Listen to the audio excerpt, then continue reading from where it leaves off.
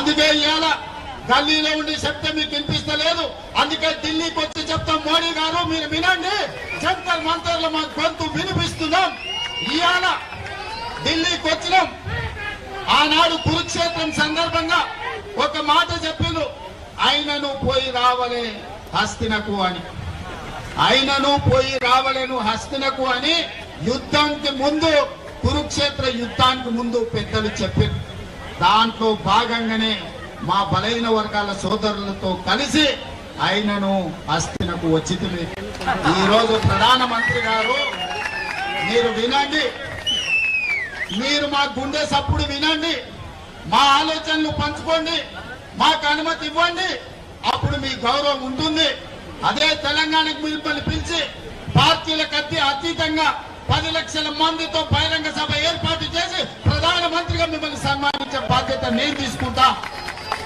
మా రాష్ట్రంలో మాకు అనుమతి ఇవ్వండి, మేము సిద్ధంగా ఉన్నాం అమలు చేయడానికి.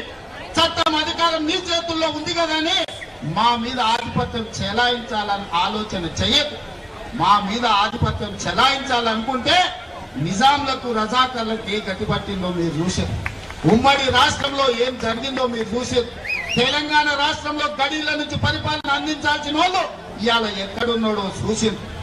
ఇవాళ ఢిల్లీలో గద్దె మీద ఉన్నామని మీరు అనుకుంటున్నారు. రావాలి మళ్ళీ మా గల్లీలోకి, మీరు మీ వాళ్ళు మా గల్లీలోకి రావాలి. మీరు ఎప్పుడు ఢిల్లీలో ఉండరు, మళ్ళా రావాలి. మళ్ళా వచ్చినప్పుడు మా చేతికి దొరుకుతారు. మీరేం మర్చిపోవద్దు. మా బలైన వర్గాల సోదరులు చిన్న సాయం చేస్తే కూడా జీవితాంతం గుర్తుపెట్టుకునే జాతులు.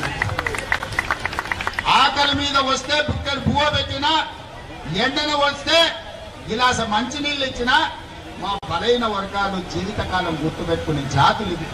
ఈ జాతులకు అన్యాయం చేస్తే మర్చిపోతారని మీరు ఎట్లా అనుకుంటారు మోడీ గారు? మీరు ఏ జాతి అని మేము అడుగుతలేము, మా జాతులకు ఎందుకు అన్యాయం చేస్తారని మేము అడుగుతున్నాం. మేము మా జాతులకు న్యాయం చేస్తామని మేము ముందుకు వచ్చినప్పుడు మమ్మల్ని ఎందుకు అడ్డుకుంటారని నేను అడుగుతున్నా. ముఖ్యమంత్రిగా, ప్రధానమంత్రిగా మీరు ఈ దేశమంతా అమలు చేస్తారా లేదా నాకు తెలియదు. మీ గుజరాత్ రాష్ట్రంలో మీరు ఏం చేస్తారో నేను అడగట్లేదు. నా తెలంగాణ రాష్ట్రంలో ముఖ్యమంత్రిగా శాసనసభలో ఏకగ్రీవంగా తీర్మానం చేసిన బలైన వర్గాల రిజర్వేషన్ లో 42% ఇవ్వడానికి మీకు వచ్చిన కష్టమేంది, గుజరాత్ కు వస్తున్న నష్టమేందని నేను మోడీ గారిని అడగదలుచుకున్నాను.